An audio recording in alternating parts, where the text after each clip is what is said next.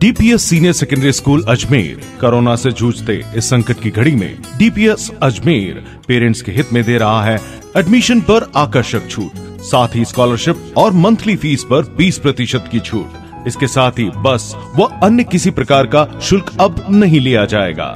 DPS Ajmer senior secondary school Tabiji. Bhajpa सरकार के पूर्व मंत्री अरुण चतुर्वेदी ने आज अजमेर में प्रेस वार्ता का आयोजन कर केंद्र की ओर से जारी मदद की जानकारी दी। इस दौरान उन्होंने सरकार पर आरोप लगाया कि केंद्र सरकार लगातार लोगों को राहत देने का प्रयास कर रही है, लेकिन राजस्थान सरकार आम जनता तक राहत नहीं पहुंचा रही। उन्होंने विभिन्न योजनाओं के माध्यम से करोड़ों रुपए राजस्थान सरकार को दिए जाने का हवाला भी दिया। उन्होंने कहा कि कोरोना वायरस संक्रमण के चलते हर व्यक्ति पर असर पड़ा है, लेकिन मध्यम वर्ग व गरीब लोगों के लिए विभिन्न योजनाओं के माध्यम से राहत दी जा रही है।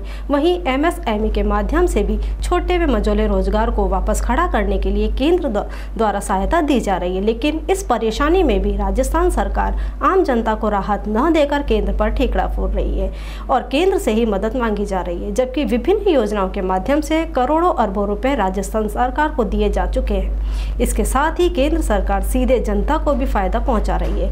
उन्होंने कहा कि इस महामारी के दौरान हर व्यक्ति परेशान लोगों की मदद करने में लगा है। ऐसे में भारतीय जनता पार्टी की ओर से भी लोगों की मदद करने के लिए साथ साथ उन्हें जागरूक किया जा रहा है और सरकार की विभिन्न योजनाएं उन तक पहुंचाने के लिए काम किया जा रहा है। देखिए, केंद्र की नरेंद्र मोदी जी के नेतृत्व में सरकार ने कोरोना के संकट के शुरू से दो बातों पर विशेष ध्यान रखा है। पहली चीज़ है कि इस देश में आम आदमी के जीवन को बचाना, कोरोना से लड़ने के लिए आधारभूत ढांचा तैयार करना।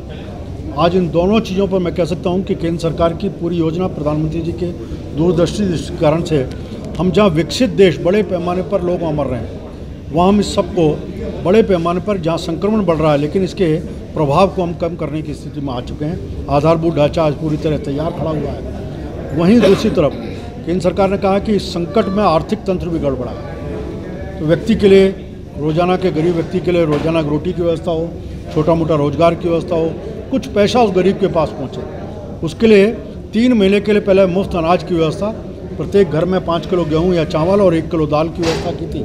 अब इसको भी बढ़ा करके दिवाली तक करने का केंद्र ने घोषणा की है। जनधन खातों में 500 रुपये प्रति माह हमारी माताओं बहनों के खातों में पहुँचाने का काम किया।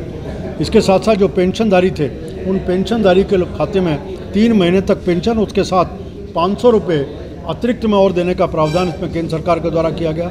इसी के साथ साथ नरेगा जो उज्ज्वला योजना के माध्यम से जो मुफ्त गैस का सिलेंडर दिया जाता है, वो भी 3 महीने तक मुफ्त गैस का सिलेंडर देने के बाद भी करके, जिसको हम अंत्योदय कहते हैं, जो समाज में अंतिम पंक्ति में सामाजिक आर्थिक दृष्टि से खड़ा है, उसको कैसे खड़ा किया जाए उसकी योजना सरकार ने की। आज केंद्र राजस्थान सरकार एक बात कहती है कि हर चीज़ के लिए केंद्र करे। केंद्र अब तक किसान सम्मान निधि के 1200 करोड़ दे चुका है, SDRF फंड से 740 करोड़ दे चुका, डिस्ट्रिक्ट मिनरल फंड से 2765 करोड़ दे चुका। आपको लगभग 1883 करोड़ रुपए केवल हेल्थ सिस्टम के इम्प्रूवमेंट के लिए दे चुका। इसके अलावा 50,000 PP kit, 1 lakh N95 mask, 2 lakh triple layer mask, ये सब आपको केंद्र सरकार राजस्थान सरकार ने दिया है। इसके अतिरिक्त अनाज दिया, सारी व्यवस्थाएं आपकी की। जरा राजस्थान सरकार इस बात का जवाब दे कि आपकी जिम्मेदारी क्या है। आपसे राजस्थान के लोगों ने कुछ मौलिक चीज़ें मांगी थी। एक तो हर जरूरतमंद तक राशन पहुंच जाए, आप उसको नहीं दे पाए, वितरित नहीं कर पाए, उसमें पूरी तरह राजनीति करने का। एक मांग है कि बिजली पानी के बिल माफ़ कर दो, उसको भी आप पूरा नहीं कर पा रहे। दूसरी बात, कहीं किसी विषय को लेकर के बैठ कर के योजना बनाई जाए। आज ग्रामीण रोजगार की योजना केंद्र सरकार ने चालू की है, 125 करोड़ दिन की योजना है।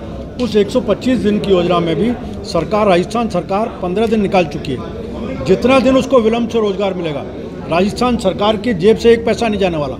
उसके बाद भी गरीब के पेट में लात मारने का काम राजस्थान की सरकार कर रही है।